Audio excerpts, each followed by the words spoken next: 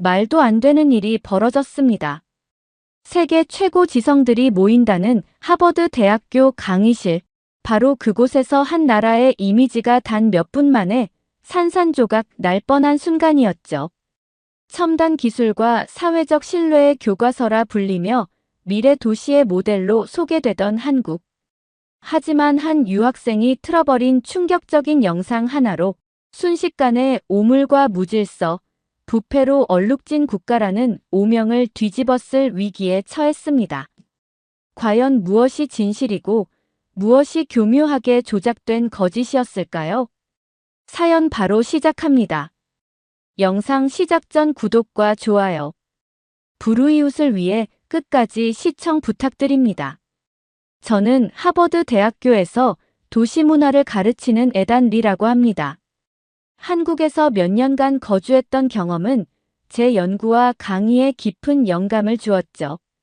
그날도 여느 때와 다름없는 강의였습니다. 주제는 미래 도시의 초상, 한국의 무인 인프라였어요.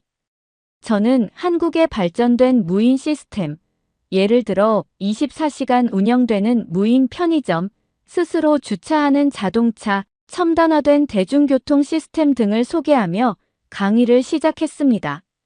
학생들의 눈빛은 호기심으로 반짝였고 간혹 감탄사가 터져 나오기도 했죠.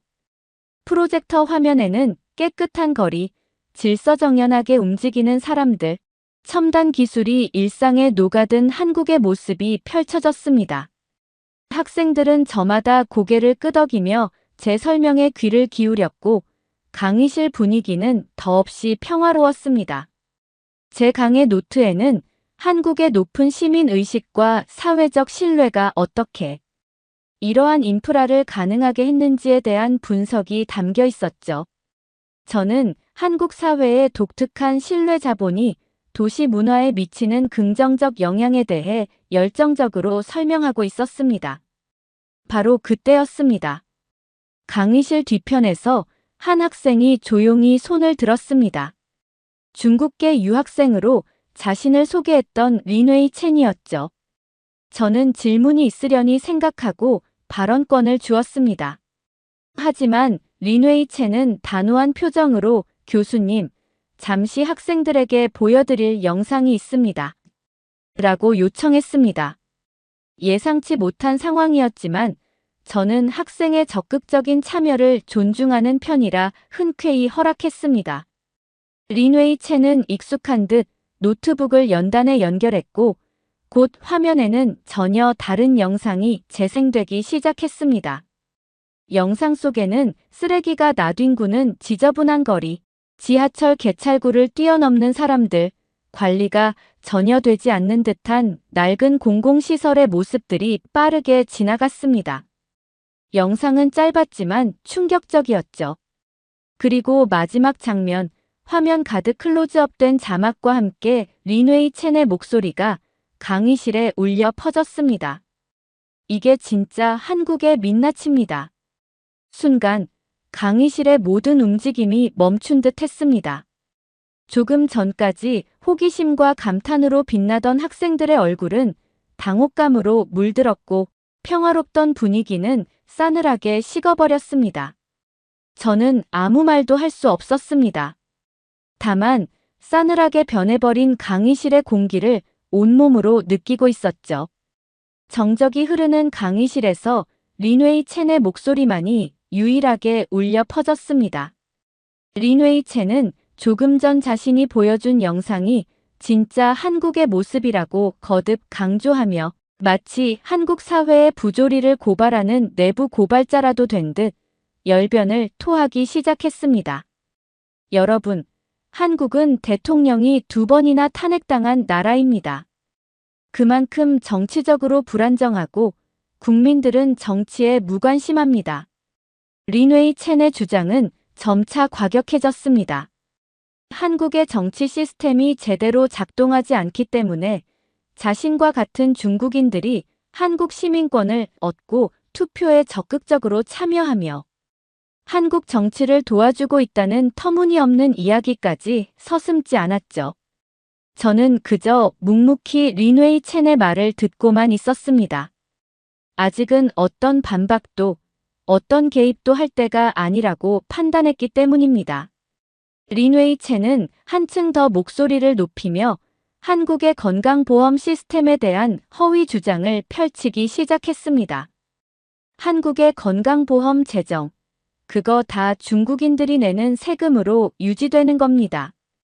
중국인들이 없으면 한국 건강보험은 진작에 파탄 났을 거예요. 강의실 곳곳에서 작은 웅성거림이 시작되었습니다. 일부 학생들은 믿을 수 없다는 표정으로 서로를 쳐다보았고 몇몇은 고개를 갸웃거리며 린웨이 첸의 주장에 의문을 표하는 듯 했습니다. 하지만 린웨이 첸은 아랑곳하지 않고 자신의 주장을 밀어붙였습니다. 솔직히 말해서 중국이 아니면 한국은 지금의 시스템조차 유지하기 어렵습니다. 경제적으로도 사회적으로도 중국에 크게 의존하고 있는 것이 현실이니까요. 린웨이 첸의 발언 수위는 점점 더 높아져 갔고 그 확신에 찬 태도는 오히려 기이하게 느껴질 정도였습니다. 그 순간 한 학생이 작은 목소리로 옆자리 친구에게 물었습니다. 저거 진짜야? 그 물음은 강의실의 웅성거림을 더욱 증폭시켰습니다. 학생들은 혼란스러워했고 저는 그 모든 상황을 지켜보며 이제 제가 나서야 할 때가 다가오고 있음을 직감했습니다. 린웨이 첸의 주장은 명백한 허위 사실과 왜곡된 정보로 가득 차 있었지만 그 확신에 찬 태도는 일부 학생들에게 혼란을 야기하기에 충분해 보였습니다. 저는 깊은 한숨을 속으로 삼키며 다음 행동을 준비해야 했습니다. 린웨이 첸의 발표가 끝난 후 강의실에는 무거운 정적이 감돌았습니다. 마치 진공 상태가 된 것처럼 어떤 소리도 들리지 않았죠. 저는 여전히 아무 말 없이 프로젝터 화면을 지켜보았습니다. 화면에는 린웨이 첸이 마지막으로 띄워놓은 이게 진짜 한국의 민낯입니다라는 자막만이 덩그러니 남아 이 불편한 상황을 더욱 강조하는 듯 했습니다. 저는 천천히 고개를 들어 학생들의 표정을 하나하나 살폈습니다. 조금 전까지 호기심과 흥미로 가득 찼던 얼굴들은 이제 당혹감, 불신, 그리고 약간의 분노까지 뒤섞인 복잡한 감정들을 드러내고 있었습니다. 특히 강의실 뒤편 창가 자리에 앉아있던 박하늘이라는 한국 유학생의 굳은 표정이 눈에 들어왔습니다. 박하늘은 두 주먹을 쥔 채 입술을 깨물고 있었는데 그 모습에서 깊은 모멸감과 안타까움이 동시에 느껴졌습니다. 저는 필기를 하던 펜을 가만히 내려놓았습니다. 지금은 어떤 기록보다 학생들의 반응과 이 상황의 본질을 정확히 파악하는 것이 중요하다고 생각했기 때문입니다. 린웨이 첸은 자신의 발표가 대단한 성공이라도 거둔 것처럼 자신감 넘치는 표정으로 자리로 돌아갔습니다. 그 의기양양한 태도는 강의실의 싸늘한 공기와 극명한 대조를 이루었죠. 마치 홀로 승전가를 부르는 장수 같았달까요? 강의실은 이제 단순한 침묵을 넘어 차가운 공기와 묘한 긴장감에 휩싸였습니다. 학생들은 서로 눈치를 보며 어쩔 줄 몰라 했고 몇몇은 작은 목소리로 소곤거리기 시작했습니다. 그 소곤거림조차 이 무거운 공기 속에서는 마치 큰 외침처럼 느껴질 정도였습니다. 저는 이 불편한 침묵을 깨야 한다는 것을 알았지만 서두르고 싶지는 않았습니다. 이 상황을 어떻게 풀어가야 할지, 그리고 학생들에게 어떤 메시지를 전달해야 할지 신중하게 고민해야 했죠. 린웨이 첸의 주장에 담긴 명백한 오류들을 지적하는 것은 어렵지 않았습니다. 하지만 단순히 오류를 수정하는 것을 넘어 이 사건이 학생들에게 건설적인 토론과 비판적 사고의 중요성을 깨닫게 하는 계기가 되기를 바랐습니다. 잠시 후 저는 천천히 자리에서 일어나 연단으로 향했습니다. 학생들의 시선이 일제히 제게로 쏠리는 것이 느껴졌습니다. 연단에 선 저는 잠시 숨을 고른 뒤 차분하지만 단호한 목소리로 린웨이 첸에게 질문을 던졌습니다. 린웨이 첸 학생, 방금 보여준 영상의 출처가 정확히 어디인가요? 영상에 등장하는 장소나 시점에 대한 구체적인 정보가 있다면 함께 공유해주면 좋겠습니다. 제 질문은 공격적이거나 비난하는 어조가 아니었습니다. 그저 사실 확인을 위한 정중한 요청이었죠. 하지만 린웨이 첸은 제 질문에 순간적으로 당황한 기색을 보였습니다. 자신만만한 표정은 온데간데 없고 눈동자가 불안하게 흔들리는 것이 느껴졌습니다. 저는 린웨이 첸이 대답을 준비하는 동안 화면에 떠 있는 영상의 한 장면을 가리키며 말을 이어갔습니다. 제가 보기에는 영상 속 지하철역의 구조가 중국 충칭의 특정 지하철역과 매우 유사해 보입니다. 특히 기둥의 형태나 안내판의 디자인이 그런데 혹시 이 부분에 대해 알고 있는 것이 있습니까? 이어서 저는 다른 장면에 등장하는 한글 간판을 지적했습니다. 그리고 저기 보이는 호장실이라는 표기는 한국의 표준 맞춤법에 어긋납니다. 화장실이 맞는 표기죠. 물론 간판에 오타가 있을 수도 있겠지만 여러 정황을 고려할 때 조금 의심스러운 부분이 있습니다. 제 지적은 구체적이었고 근거를 기반으로 했습니다. 린웨이 첸은 더욱 당황하며 시선을 피하기 시작했습니다. 잠시 머뭇거리던 린웨이 첸은 마침내 작은 목소리로 대답했습니다. 그 영상은 온라인에서 찾은 여러 영상들을 편집한 것 같습니다. 정확한 출처는 지금 바로 확인하기 어렵습니다. 그 대답은 사실상 자신의 영상이 신뢰할 만한 자료가 아님을 시인하는 것과 다름없었죠. 강의실에는 다시 한번 미묘한 술렁임이 일었습니다. 학생들은 이제 린웨이 첸의 주장에 대해 더욱 깊은 의구심을 갖기 시작한 듯 했습니다.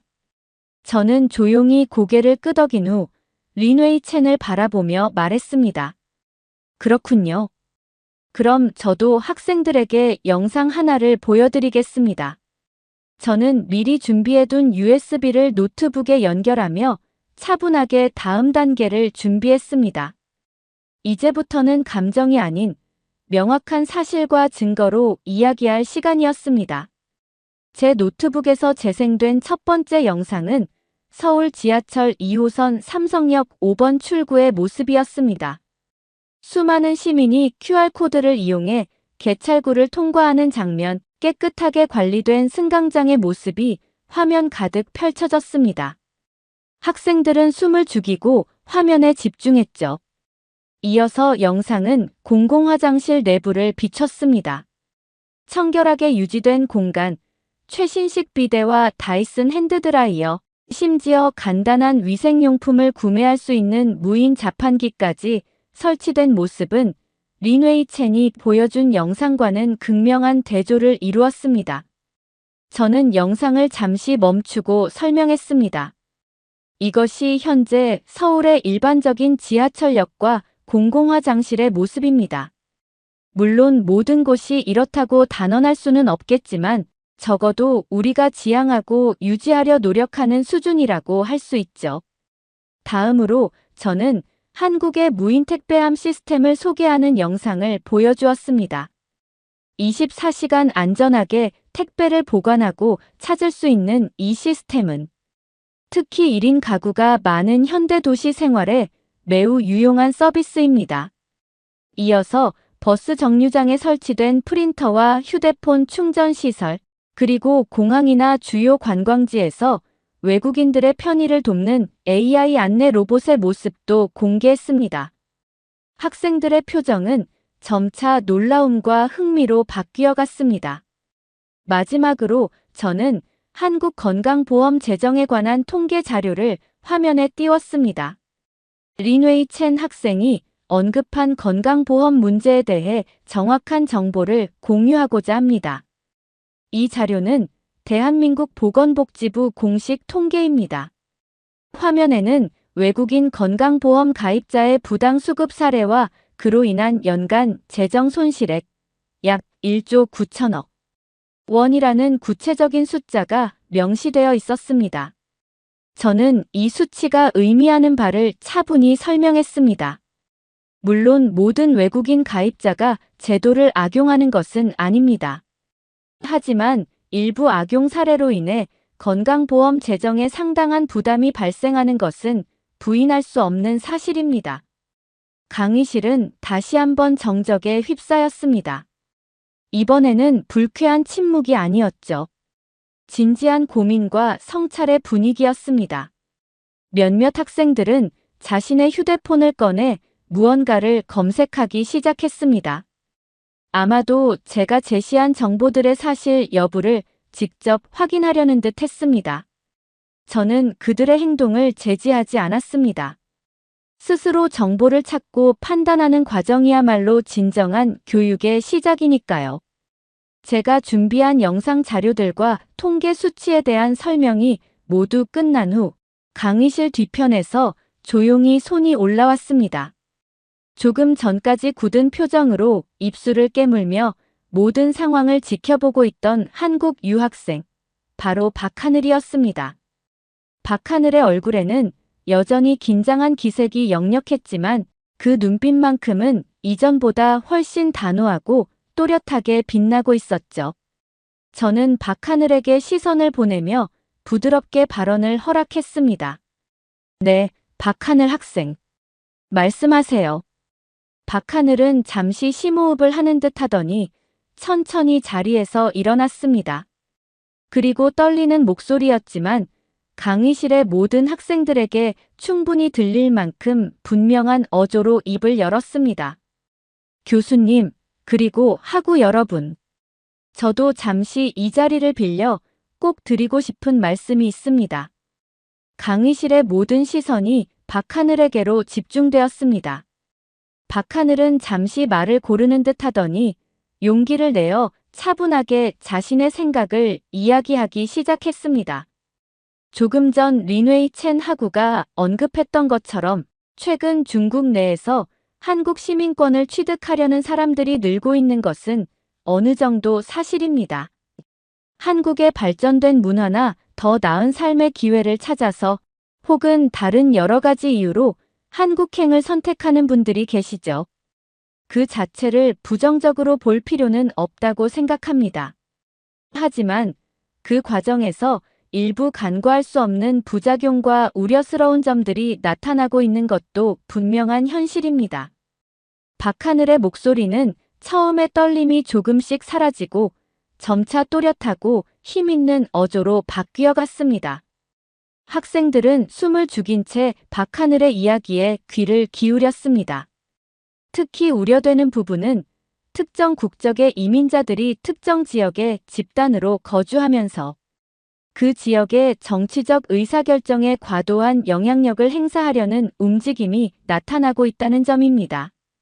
실제로 일부 지방자치단체에서는 중국계 이민자들의 투표권 획득 이후 이전과는 사뭇 다른, 때로는 상식적으로 이해하기 어려운 방향의 정책이나 법안들이 통과되는 사례가 발생하고 있다는 뉴스를 접한 적이 있습니다. 이것은 건강한 민주주의 사회에서 매우 경계해야 할 현상이라고 생각합니다. 외부의 특정 세력이 한국가의 주권과 정치적 자율성을 침해하려는 시도로 비춰질 수도 있기 때문입니다. 박하늘의 발언은 구체적인 사례를 언급하지는 않았지만 충분히 문제의 심각성을 전달하고 있었습니다. 이어서 박하늘은 앞서 제가 제시했던 건강보험 문제에 대해서도 자신의 직접적인 경험을 덧붙이며 주장의 설득력을 높였습니다. 저는 지난 방학 동안 한국의 한 대학병원 응급실에서 의료 봉사활동을 한 경험이 있습니다. 그때 정말 안타까운 사례들을 여러 번 목격했습니다. 예를 들어 관광 비자와 같은 단기 체류 비자로 한국에 입국한 일부 외국인 환자들이 고가의 항암 치료나 희귀병 수술처럼 막대한 비용이 드는 진료만을 집중적으로 받고 건강보험의 혜택은 최대한 누린 뒤에 정작 본인들이 부담해야 할 최소한의 진료비조차 제대로 정산하지 않고 본국으로 황급히 출국해버리는 경우였습니다. 소위 먹튀 의료 쇼핑이라고 불리는 행태였죠. 물론 제가 만났던 대다수의 외국인 환자분들은 그렇지 않았습니다. 하지만 이러한 소수의 악의적인 사례들이 한국 건강보험 재정에 심각한 부담을 주고 있으며 이는 결국 정작 도움이 절실한 내국인 환자들이나 성실하게 보험료를 납부하며 한국 사회에 기여하고 있는 대다수의 외국인 가입자들에게까지 그 피해가 돌아갈 수 있다는 점을 말씀드리고 싶습니다. 박하늘의 진솔하고 용기 있는 이야기는 강의실의 분위기를 다시 한번 숙연하게 만들었습니다. 교수인 저 역시 한 명의 평범한 유학생이 자신의 생각과 경험을 이렇게 용기 있게 이야기하는 모습에 깊은 감명을 받지 않을 수 없었죠. 학생들은 마치 약속이라도 한 듯 박하늘의 말 한마디 한마디에 온전히 집중하며 경청했습니다. 그 순간 강의실 앞자리에 앉아있던 린웨이 첸은 박하늘을 똑바로 쳐다보며 입을 굳게 다물고 있었습니다. 린웨이 첸의 얼굴에는 당혹감과 불쾌함, 그리고 약간의 초조함까지 뒤섞인 복잡한 표정이 스쳐 지나갔습니다. 어쩌면 린웨이 첸은 자신의 거짓 주장에 대해 이렇게 정면으로 그것도 같은 아시아계 유학생으로부터 반박을 당하리라고는 전혀 예상하지 못했을지도 모릅니다. 박하늘의 용기 있는 목소리는 차갑게 얼어붙었던 강의실의 공기를 조금씩 녹이며 진실을 향한 열망을 다시 한번 일깨우고 있었습니다. 저는 박하늘의 발언이 끝난 후 잠시 동안 그 여운을 느끼며 다음 말을 준비했습니다. 박하늘의 용기 있는 발언이 끝나자 강의실에는 잠시 동안 무거운 침묵 대신 깊은 생각에 잠긴 듯한 조용한 여운이 감돌았습니다. 저는 다시 한번 천천히 연단으로 걸어 나갔습니다. 학생들의 시선이 자연스럽게 제게로 모였고 그들의 눈빛 속에서는 이제 단순한 호기심을 넘어 진실을 갈망하는 듯한 간절함마저 읽을 수 있었죠. 저는 방금 전 화면에 띄워 공유했던 건강보험 관련 통계 자료를 다시 한번 손으로 가리키며 말문을 열었습니다. 박하늘 학생의 용기 있는 경험 공유에 깊이 감사드립니다. 그리고 박하늘 학생의 이야기와 더불어 지금 여러분이 보고 계시는 이 자료는 대한민국 정부 기관인 보건복지부에서 공식적으로 집계하고 발표한 내용이라는 점을 다시 한번 분명히 말씀드립니다. 즉, 이것은 특정 개인의 주관적인 의견이나 확인되지 않은 소문이 아니라 공신력 있는 기관에서 제공하는 객관적인 데이터라는 사실을 강조하고 싶습니다. 제 목소리는 차분했지만 그 안에 담긴 메시지는 단호했습니다. 이어서 저는 시선을 돌려 린웨이 첸이 처음에 보여주었던 문제의 영상을 다시 한번 언급했습니다. 표정에는 어떠한 감정의 동요도 드러내지 않으려 노력하며 오직 논리와 사실에 기반하여 이야기하려 애썼습니다. 린웨이 첸 학생이 처음에 우리에게 보여주었던 영상은 안타깝게도 여러 정황을 종합해 볼 때 다양한 출처의 영상들을 의도적으로 편집하고 왜곡하여 한국 사회에 대한 부정적인 이미지를 증폭시키려 한 것으로 보입니다. 영상 속에 등장하는 지하철역의 내부 구조는 앞서 제가 언급했듯이 중국 충칭의 특정 지하철역과 구조적으로 매우 흡사한 특징들을 다수 포함하고 있습니다. 또한 영상 중간에 등장하는 호장실과 같은 명백한 한글 표기, 오류는 해당 영상이 한국의 실제 모습을 정확하게 담고 있다고 보기 어렵게 만드는 결정적인 증거 중 하나입니다. 이러한 점들은 단순한 편집상의 실수를 넘어 시청자들을 오도하려는 의도적인 정보 조작의 가능성을 강력하게 시사합니다. 제 설명이 이어지는 동안 린웨이 첸은 고개를 푹 숙인 채 아무런 말도 하지 못하고 있었습니다. 두 손을 불안하게 만지작거리거나 애꿎은 입술만 깨물고 있을 뿐이었죠. 강의실의 분위기는 이제 완전히 저와 박하늘, 그리고 진실의 편으로 기울어 있었습니다.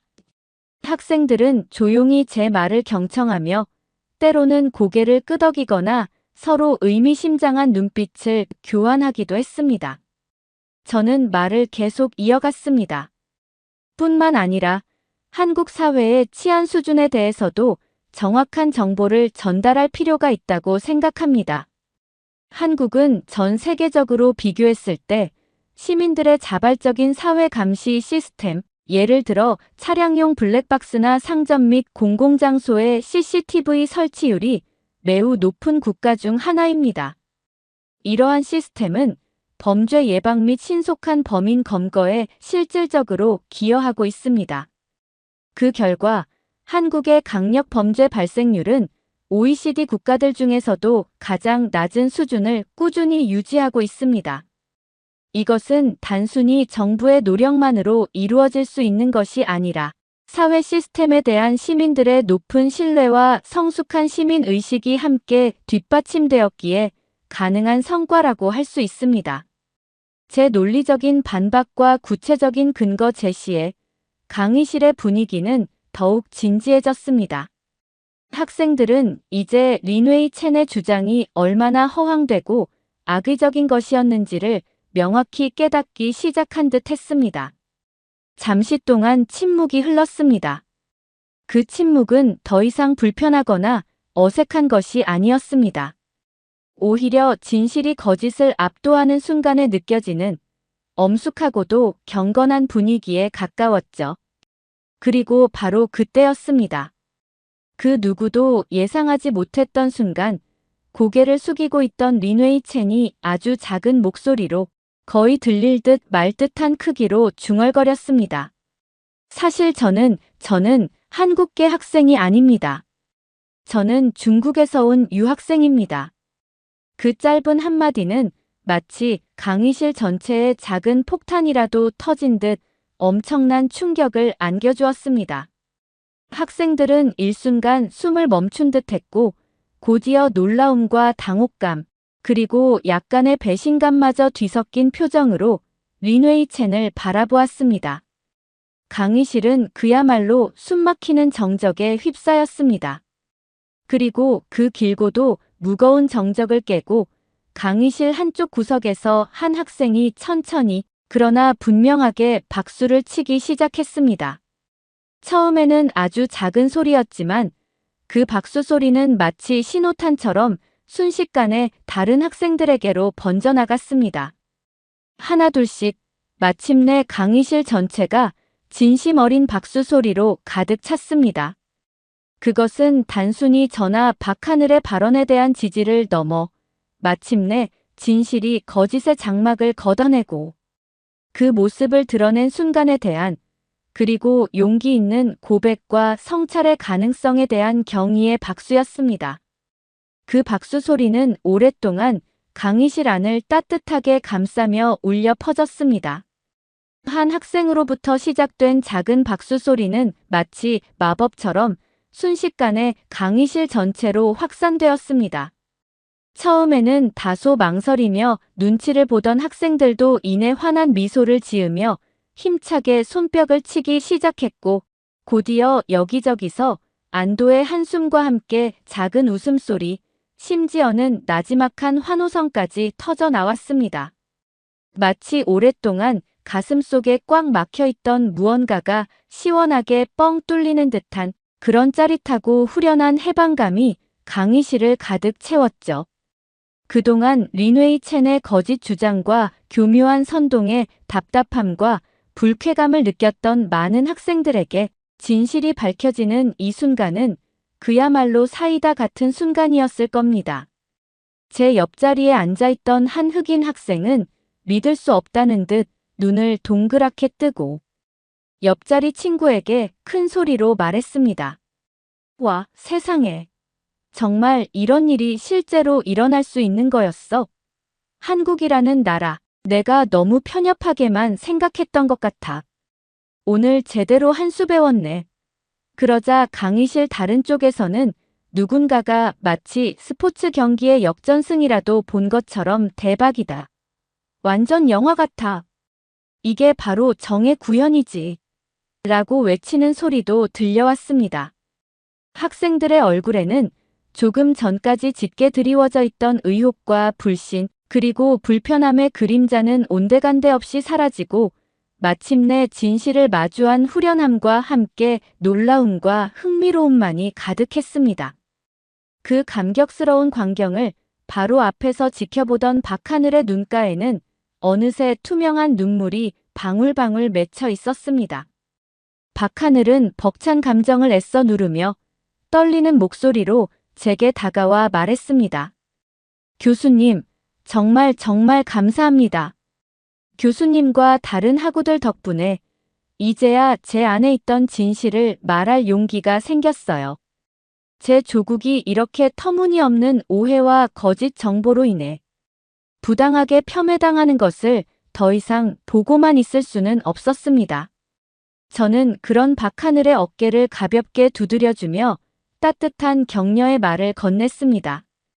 박하늘 학생, 정말 용기 있었어요. 박하늘 학생의 진솔한 이야기가 없었다면 오늘 이 진실이 이렇게 명확하게 밝혀지기는 어려웠을 겁니다. 정말 고맙습니다. 이 모든 감동적인 상황을 가만히 지켜보면서 저는 오늘 이 강의가 학생들에게 단순한 도시문화 지식의 전달을 넘어선 훨씬 더 깊고 의미 있는 교훈을 안겨주었음을 직감했습니다.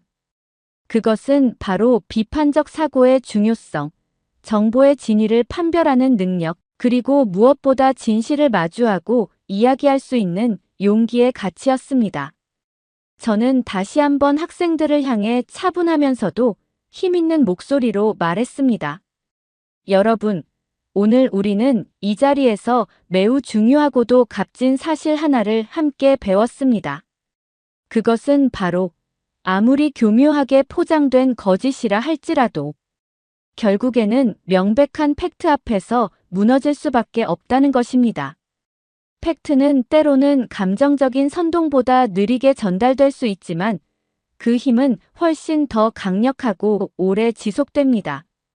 그리고 그 팩트는 반드시 기록되고 기억될 것입니다.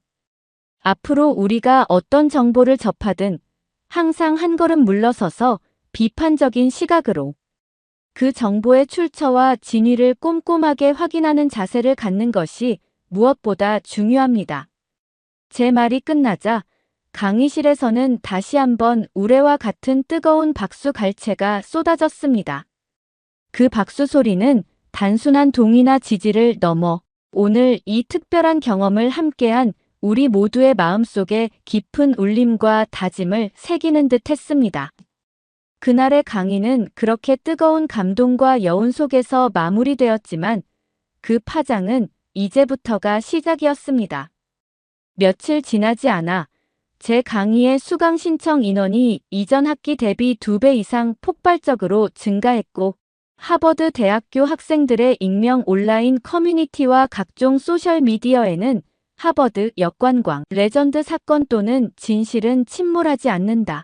하버드판 이라는 자극적이면서도 흥미로운 제목으로 그날 강의실에서 있었던 일들이 생생하게 공유되기 시작했습니다. 학생들은 저마다 자신이 직접 목격하고 느꼈던 당시의 상황을 마치 한 편의 드라마처럼 흥미진진하게 각색하여 올렸고 이는 곧 여러 외부 온라인 커뮤니티와 뉴스 매체로까지 빠르게 확산되며 전 세계적으로 큰 화제를 불러일으켰습니다.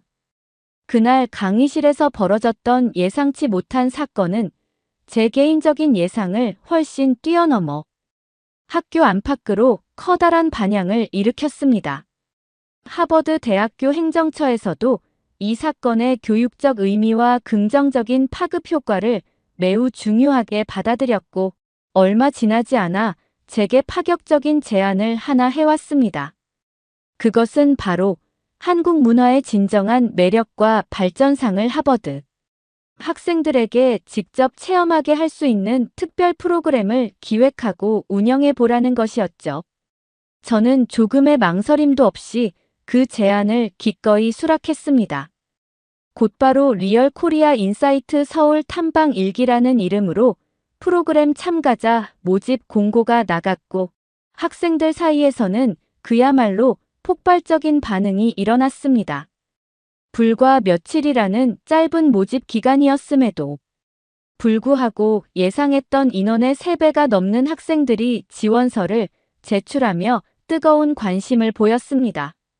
그리고 이 의미 있는 프로그램의 학생 대표이자 실무를 담당할 조교 역할은 그 누구보다 한국 문화에 대한 깊은 이해와 뜨거운 애정을 가지고 있었으며 뛰어난 소통 능력까지 겸비한 박하늘에게 자연스럽게 돌아갔습니다.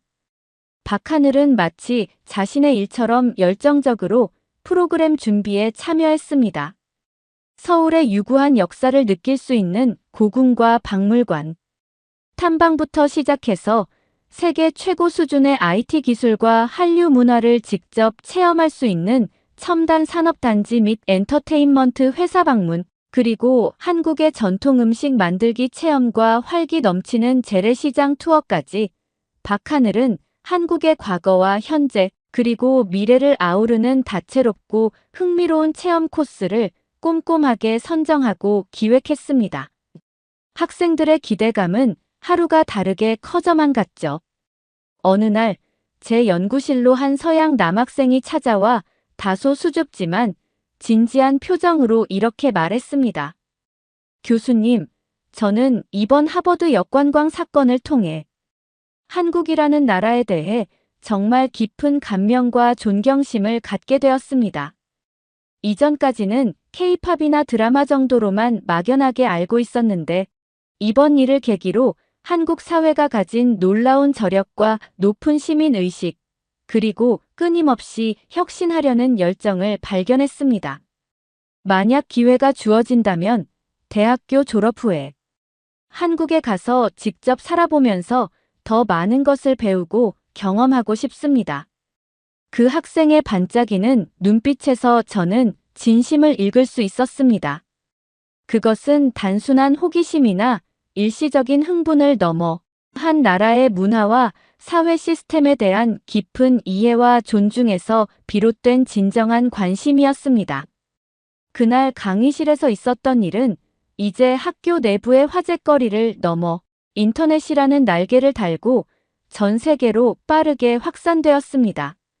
누군가가 당시 강의 상황을 요약하고 편집한 영상을 제작하여 유튜브와 같은 글로벌 동영상 플랫폼에 게시했고 이 영상은 곧 영어, 중국어, 스페인어, 프랑스어 등 다양한 언어의 자막이 추가되어 공유되기 시작했습니다. 영상의 댓글창에는 다양한 국적의 네티즌들이 한국의 진실된 모습에 놀라움을 표하며 특정 국가나 문화에 대한 근거 없는 편견과 허위정보 유포에 대한 경각심을 가져야 한다는 자성의 목소리들이 줄을 이었습니다. 그리고 며칠 후 하버드 대학교의 교내 신문인 하버드 크림슨 일면에는 진실을 밝힌 한강의 국제교육의 새로운 지평을 열다라는 제목의 기사가 대서특 필되었습니다. 그 기사는 당시 강의에서 오고 갔던 주요 내용들을 매우 상세하게 소개하면서 다문화 사회에서 발생할 수 있는 문화적 편견과 악의적인 허위 정보에 맞서 객관적인 사실과 이성적인 토론을 통해 진실을 규명하는 교육의 중요성을 깊이 있게 강조했죠. 저는 이 모든 긍정적인 변화와 예상치 못한 관심이 단순히 한 번의 시끄러운 해프닝으로 끝나지 않기를 간절히 바랐습니다. 이 사건이 우리 하버드 학생들뿐만 아니라 전 세계의 젊은이들이 비판적인 사고와 열린 마음으로 다양한 문화를 이해하고 존중하며 나아가 더 나은 세상을 만드는 데 기여하는 작은 계기가 될 수 있기를 진심으로 희망했습니다. 하버드 역관광 사건은 단순한 가십이나 일시적인 화제거리를 넘어 구체적이고 실질적인 변화를 이끌어내는 강력한 촉매제가 되었습니다. 가장 먼저 가시적인 성과를 보인 것은 하버드 대학교와 서울에 위치한 유수의 명문 대학들 간의 공동 학술, 교류 및 학생 교환 프로그램 추진이었습니다. 이전까지는 다소 미미했던 양교 간의 교류 협력이 이 사건을 계기로 급물살을 타기 시작한 것이죠. 양국의 학생들이 서로의 캠퍼스에 머물며 상대방의 문화를 깊이 이해하고 공동 연구 프로젝트를 진행하며 학문적 시야를 넓힐 수 있는 매우 의미 있는 기회가 될 것이라는 기대감이 높았습니다. 저 또한 이 프로젝트의 자문 역할을 맡아 두 도시와 두 대학을 잇는 교육적 가교를 놓는데 미력이 남아 힘을 보태게 되어 큰 보람을 느꼈습니다. 학교 차원에서는 이 사건을 계기로 글로벌 리더십과 문화적 감수성, 함양이라는 목표 아래 다양한 국적의 저명한 학자들과 전문가들을 초청하여 특별 강연 시리즈를 기획했습니다. 그 중에서도 특히 주목받았던 것은 한국의 첨단 무인 시스템과 사회적 신뢰, 자본 교육적 시사점과 미래 전망이라는 주제로 열린 연속 강연이었습니다. 한국의 혁신적인 기술 발전과 더불어 그것을 가능하게 한 높은 수준의 시민 의식과 사회적 신뢰가 다른 국가의 교육 현장과 사회 시스템 발전에 어떤 긍정적인 영감과 실질적인 교훈을 줄 수 있는지 심도 있게 논의하는 자리였죠. 이 강연들은 매회 만석을 기록하며 하버드 학생들과 교직원들로부터 엄청난 호응을 얻었고 한국의 다이나믹하고 혁신적인 면모를 국제적으로 널리 알리는데 크게 기여했습니다. 얼마 지나지 않아 저는 국제연합본부로부터 공식 초청 강연 제의를 받게 되었습니다. 다문화 사회에서의 공공윤리 교육 및 상호문화 이해 증진의 성공적인 실제 사례로서 그날 하버드 강의실에서 있었던 일을 전 세계 외교관들과 국제기구 관계자들 앞에서 소개해 달라는 내용이었습니다. 개인적으로는 크나큰 영광이었지만 동시에 국제적인 무대에서 저의 경험과 생각을 공유해야 한다는 사실에 무거운 책임감과 사명감을 느끼지 않을 수 없었습니다. 한편 그날의 또 다른 주인공이었던 박하늘에게도 놀랍고도 영광스러운 기회가 찾아왔습니다. 바로 세계적인 지식 공유 플랫폼인 TED의 강연자로 공식 초청받아 무대에 서게 된 것이었죠. 박하늘의 강연 주제는 간결하면서도 울림이 있었습니다. 나는 왜 침묵을 깨고 진실을 말하게 되었나? 지극히 평범했던 한 명의 유학생이었던 박하늘이 어떤 내적인 고민과 갈등을 거쳐 결국에는 불의에 맞서 용기를 내어 진실을 외치게 되었는지 그 솔직하고도 감동적인 과정과 그를 통해 얻은 깊은 성찰을 전 세계의 시청자들과 함께 나눌 예정이었습니다. 박하늘은 강연을 앞두고 가진 한 유력 언론사와의 인터뷰에서 이런 인상적인 말을 남기기도 했습니다. 저는 진실을 말하는 것이 단순히 감정에 휩쓸려 분노를 표출하는 것이라고 생각하지 않습니다. 오히려 진실을 말하기 위해서는 그보다 더 큰 용기, 즉 자신의 안위나 평판에 대한 두려움을 극복하고 이성적으로 상황을 판단하여 한 걸음 앞으로 나아가는 용기가 필요하다고 생각합니다. 그날 저를 움직였던 것은 끓어오르는 분노나 억울함이 아니었습니다. 그것은 바로 제 조국 대한민국에 대한 깊은 애정과 왜곡된 정보로 인해 상처받는 진실을 바로잡아야 한다는 아주 작지만 단단한 용기였습니다. 박하늘의 이 말은 국내외의 많은 사람들에게, 특히 젊은 세대들에게 깊은 울림과 감동을 선사했고 사회 전체에 긍정적인 영향력을 확산시키는 중요한 계기가 되었습니다. 그날 하버드 대학교의 한 평범한 강의실에서 시작되었던 아주 작은 파문이 이토록 거대하고 의미 있는 변화의 물결을 만들어낼 줄은 저 자신도 미처 예상하지 못했습니다. 하지만 한 가지 분명한 것은 진실을 향한 용기 있는 목소리는 언제나 세상을 조금씩이나마 더 정의롭고 더 나은 방향으로 이끌어간다는 변치 않는 진리였습니다. 모든 일이 긍정적인 방향으로 순조롭게 마무리되는 것처럼 보였지만 세상 일이라는 것이 늘 그렇듯 예상치 못한 곳에서 또 다른 시련이 찾아오기 마련이었습니다. 린웨이 첸이 며칠간의 침묵을 깨고 중국의 한 대형 온라인 동영상 플랫폼을 통해 자신의 입장을 해명하고 반박하는 내용의 영상을 기습적으로 유포하기 시작한 것이죠. 그 영상 속에서 린웨이 첸은 시종일관 눈물을 글썽이며 억울함을 호소했습니다.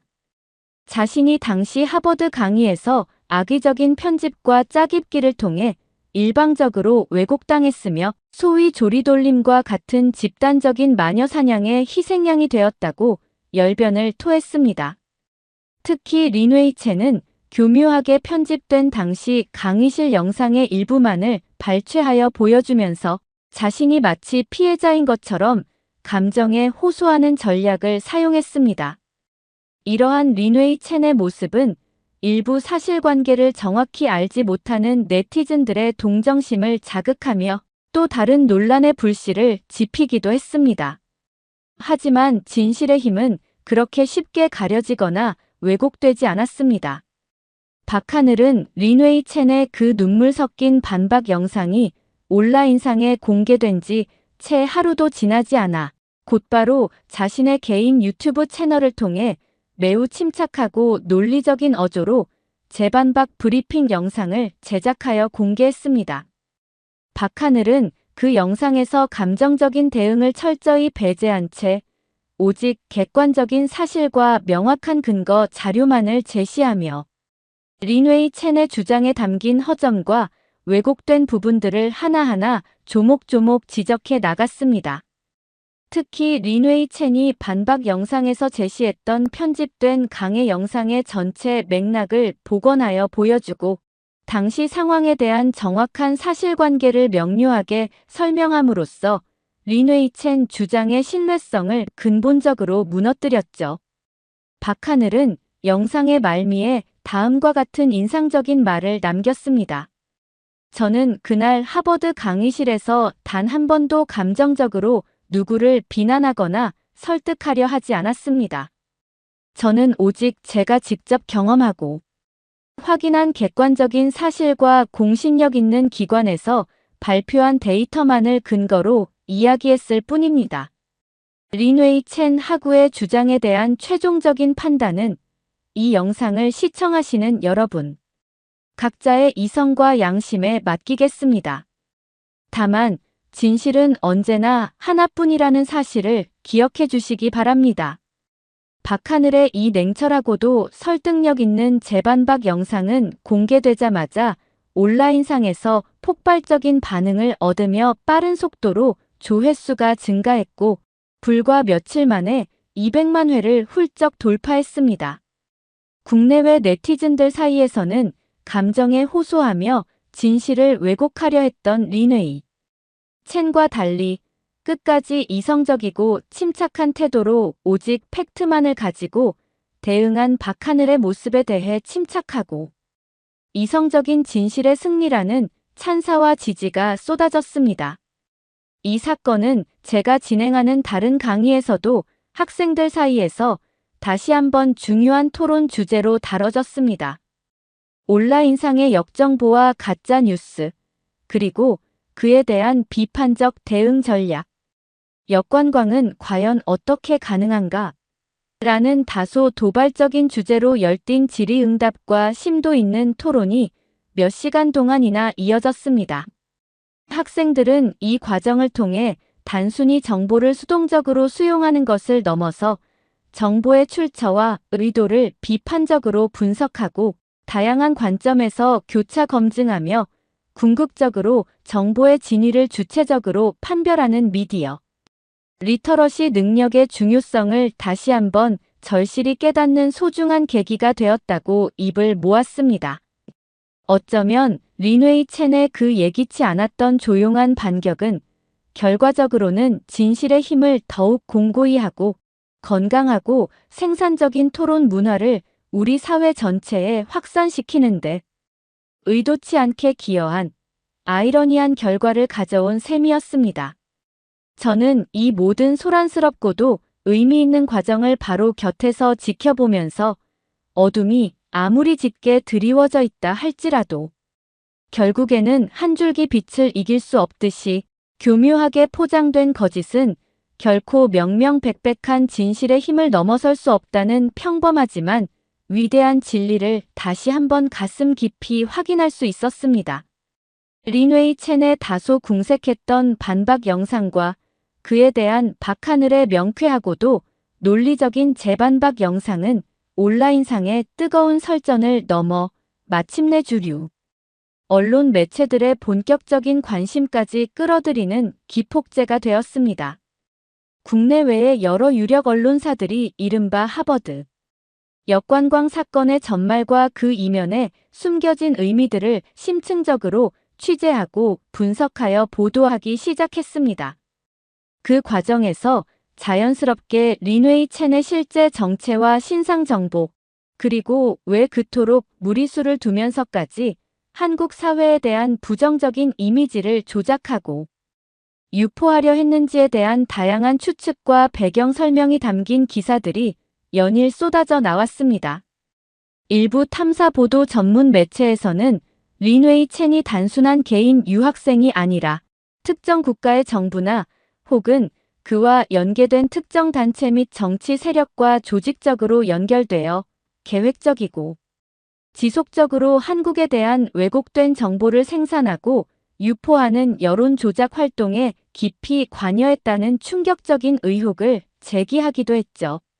물론 이러한 의혹들이 명확한 증거를 통해 모두 사실로 확인된 것은 아니었지만 그만큼 이 사건이 우리 사회에 던진 파장이 얼마나 크고 심각했는지를 단적으로 보여주는 사례라고 할 수 있었습니다. 예상대로 중국 내에서는 이 사건과 관련된 모든 보도가 당국의 검열 시스템에 의해 철저히 통제되었고 관련 검색어나 기사들은 온라인상에서 순식간에 삭제되었습니다.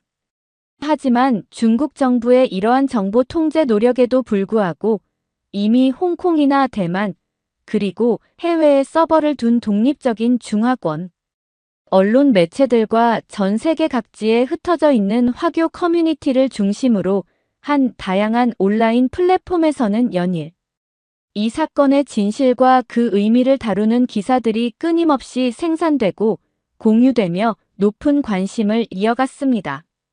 특히 이들 매체는 이번 사건을 계기로 표현의 자유와 알 권리, 그리고 정보의 투명성이 민주사회에서 얼마나 중요하고도 핵심적인 가치인지를 다시 한번 강조하며 중국 당국의 폐쇄적인 정보 통제 정책을 우회적으로 비판하는 논조의 기사들을 많이 내보냈습니다.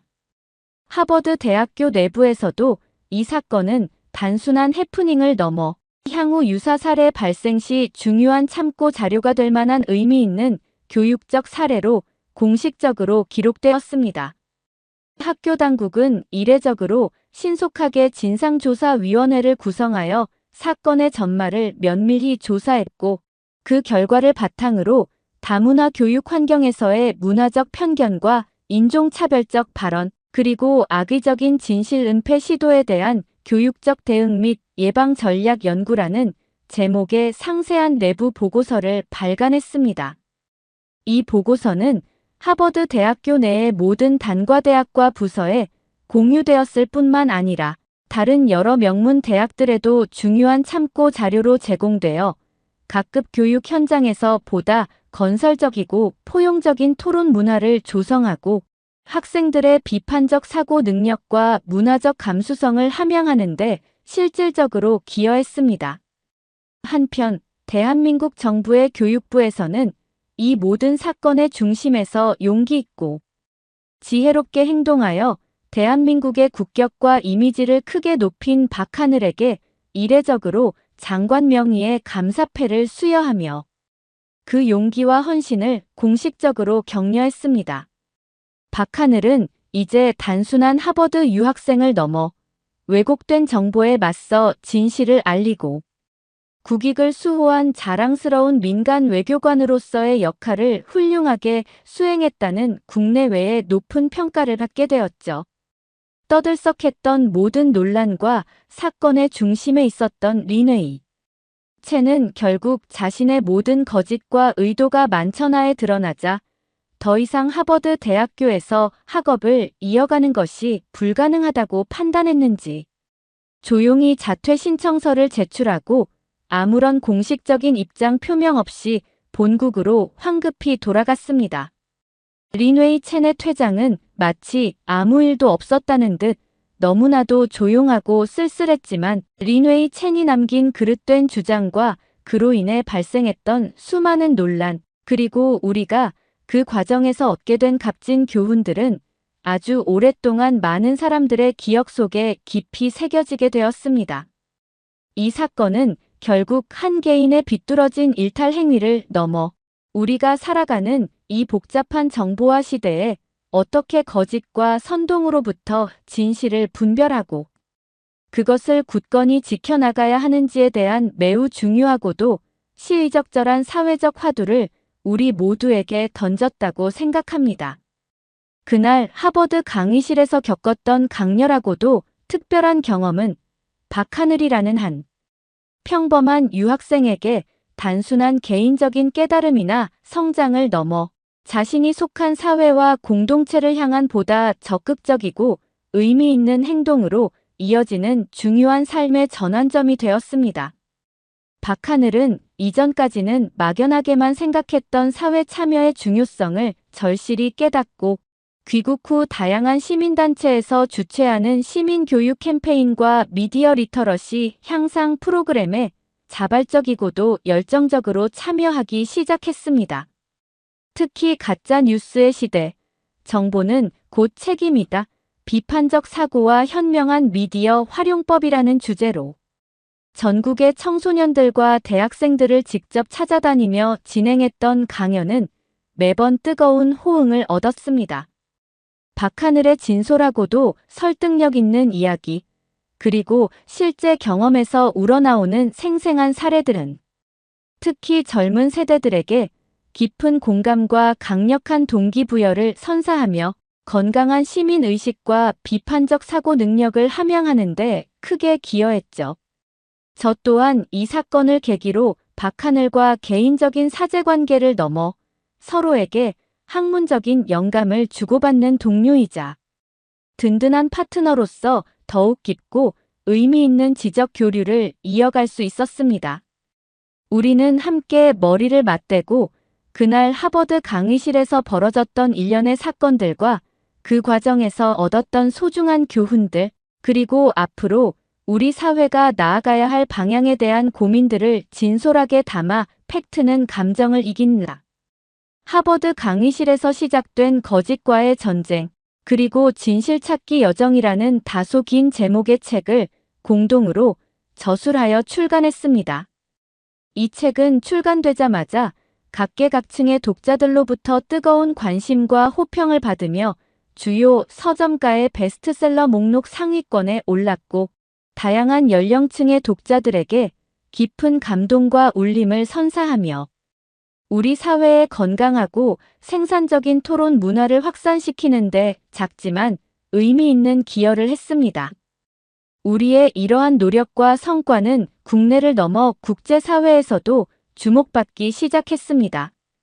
세계적인 교육 전문가들과 정책 입안자들이 참여하는 권위 있는 국제기구인 세계교육포럼에서는 저희가 하버드에서 경험하고 실천했던 사례에 깊은 관심을 표명하며 이를 하버드 인사이트 모델로 공식 명명하고 이 모델을 전 세계의 다양한 교육 현장에 적극적으로 전파하고 적용하기 위한 구체적인 실행 계획을 만장일치로 승인했습니다.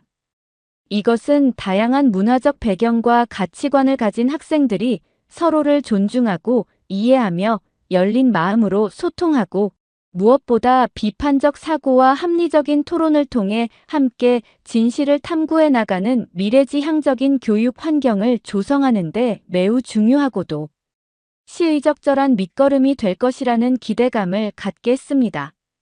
한편 하버드 대학교에서 진행했던 리얼 코리아 인사이트 서울 탐방 프로젝트는 일기의 폭발적인 성공과 긍정적인 평가에 힘입어 곧바로 2기 참가자 모집을 시작했는데 놀랍게도 2기 프로그램에 참여를 희망하는 학생들의 수가 1기 대비 무려 300% 이상이나 증가하며 그 뜨거운 열기를 실감케 했습니다. 한국의 진정한 매력과 숨겨진 잠재력, 그리고 역동적인 발전상을 직접 자신의 눈으로 보고 피부로 느끼고자 하는 전 세계의 젊은 인재들의 관심과 열망이 그만큼 대단하다는 것을 보여주는 증거였죠. 박하늘은 최근 한 유력 시사주 간지와의 단독 인터뷰에서 기자에게 이렇게 말했습니다. 돌이켜보면 그날 하버드 강의실에서 용기를 내어 발언했던 순간 저는 단순히 한국에서 온 유학생 박하늘이 아니었습니다. 어쩌면 저는 그 순간만큼은 제 조국, 대한민국 그 자체였는지도 모릅니다. 제가 지난 수년간 직접 겪고 느끼고 사랑했던 한국의 진짜 모습을, 그리고 악의적인 거짓 정보로 인해 부당하게 왜곡되고 폄훼당하는 진실을 반드시 알려야 한다는 무거운 책임감과 간절한 사명감을 온몸으로 느꼈습니다. 박하늘의 그 진심 어린 말처럼 때로는 역사의 거대한 흐름을 바꾸는 것은 유명한 영웅이나 위대한 지도자가 아니라 자신의 자리에서 묵묵히 진실을 외치는 평범한 한 사람의 작은 용기일 수 있음을, 그리고 그 용기가 개인의 성장을 넘어 우리 사회 전체에 얼마나 크고 긍정적인 변화의 물결을 가져올 수 있는지를 다시 한번 가슴 깊이 깨닫게 되는 순간이었습니다. 시간은 쏜살같이 흘러 떠들썩했던 하버드 역관광 사건의 흥분과 열기도 어느덧 조금씩 잦아들고 일상의 평온함이 다시 찾아왔습니다. 어느덧 길고도 다사다난했던 한 학기가 마무리될 무렵에 어느 늦은 오후, 저는 늘 그랬던 것처럼 텅 빈 강의실에 홀로 남아 지난 학기 동안 진행했던 강의 영상들을 하나하나 꼼꼼하게 다시 점검하고 있었습니다. 모니터 화면 속에는 그날 바로 이 강의실에서 벌어졌던 긴장감 넘치는 순간들, 학생들의 시시각각 변하던 다양한 표정들, 그리고 마침내 진실이 밝혀지던 그 벅찬 순간의 환호성까지 모든 것이 마치 어제 일처럼 생생하게 기록되어 있었죠. 영상을 가만히 보고 있자니 저도 모르게 그날의 기억들이 주마등처럼 스쳐 지나갔습니다. 예상치 못했던 갑작스러운 논쟁의 시작부터 숨막히는 심리전과 극적인 반전, 그리고 그 이후에 폭풍처럼 이어졌던 수많은 놀라운 변화들까지. 정말이지 한 편의 잘 짜인 드라마나 스릴 넘치는 영화를 보는 것 같았던 지난 몇 달간의 시간들이었습니다. 한편 그 사건의 또 다른 중심에 있었던 박하늘은 자신의 그 특별하고도 값진 경험을 바탕으로 하버드 대학교 대학원 과정에서 자신의 전공과 연계하여 새로운 강의를 개설하는 놀라운 성장을 보여주었습니다. 진실의 언어 정보화 시대의 비판적 사고와 효과적인 소통 전략이라는 다소 학문적인 이름의 수업이었지만 박하늘의 강의는 개설되자마자 학생들 사이에서 입소문을 타며 엄청난 인기를 끌었습니다. 박하늘은 자신의 첫 오리엔테이션 강의에서 수강생들에게 이렇게 말했다고 합니다.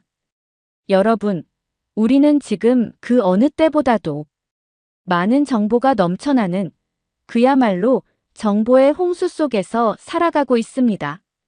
매 순간 수많은 정보들이 우리를 향해 쏟아져 들어오고 있죠.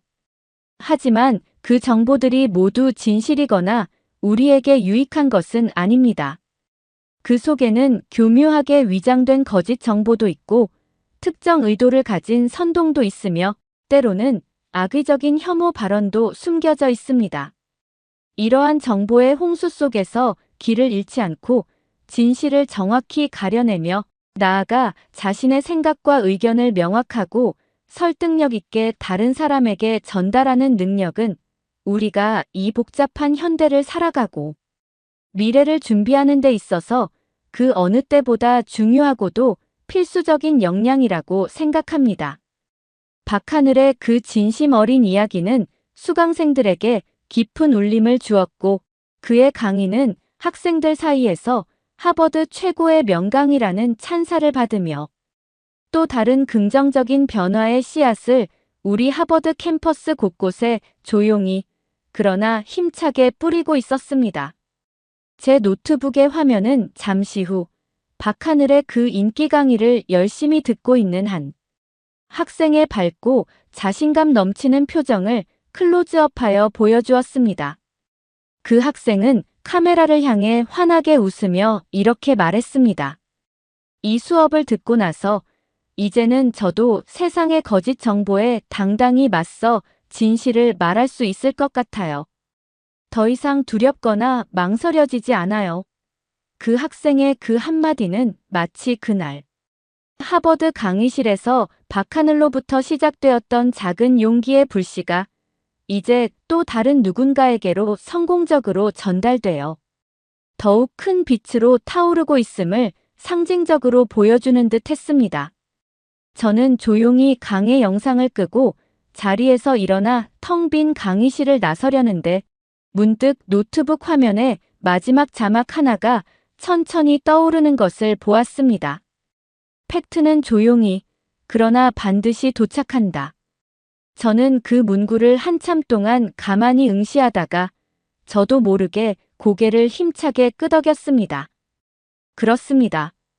진실은 때로는 더디고 어렵게 우리에게 다가올지라도 수많은 거짓과 왜곡의 장막을 뚫고 결국에는 반드시 그 찬란한 모습을 우리 앞에 드러낸다는 것을 저는 지난 몇 달간의 경험을 통해 그 누구보다 확실하게 믿게 되었습니다. 어둠이 짙게 드리운 텅 빈 강의실, 어디선가 마치 그날의 그 뜨거웠던 환호성처럼 혹은 진실을 향한 우리 모두의 갈망처럼 조용하면서도 분명한 박수 소리가 제 귓가에 들려오는 듯 했습니다. 그 박수 소리는 아주 오랫동안 제 마음속 깊은 곳에 따뜻하고도 의미 있는 여운으로 남아 있었습니다. 그리고 그날 우리가 함께 배웠던 소중한 교훈은 앞으로도 시간과 공간을 넘어 계속될 것이라는 조용하지만 강한 확신을 제게 안겨주었습니다. 사연자분께 전하고 싶은 말씀이 있으시면 댓글로 남겨주시면 전달해 드리겠습니다. 그러면 더욱 감동적인 다음 사연으로 넘어가겠습니다.